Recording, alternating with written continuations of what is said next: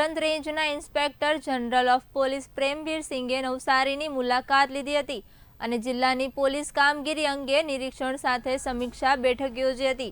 આ બેઠક નવસારી જિલ્લા પોલીસ અધિક્ષક કચેરી ખાતે યોજાઈ હતી, જ્યાં પોલીસ અધિક્ષક અને અન્ય ઉચ્ચ અધિકારીઓ ઉપસ્થિત રહ્યા હતા। આ મુલાકાત દરમિયાન આઈજીપી પ્રેમવીર સિંઘે જિલ્લામાં કાયદો વ્યવસ્થાની હાલની સ્થિતિ અંગે વિગતવાર માહિતી મેળવી। તેઓએ પોલીસની કામગીરીની સમીક્ષા કરી અને અલગ અલગ વિભાગોની કામગીરી વિશે ચર્ચા પણ કરી હતી। તેમણે ખાસ કરીને રાષ્ટ્રવ્યાપી બનાવતી સુરક્ષા અને કાયદા વ્યવસ્થાની સ્થિતિને માપવા માટેના પ્રયાસો પર ભાર મૂક્યો હતો। એસપી કચેરીની મુલાકાત કરવામાં આવેલ છે અને નવસારી જિલ્લાના તમામ અધિકારીઓ સાથે મુલાકાત લેવામાં આવેલી। જિલ્લાની કાયદો અને વ્યવસ્થા અને જે ક્રાઇમ છે એના બાબતે વિગતવારની ચર્ચા કરવામાં આવી।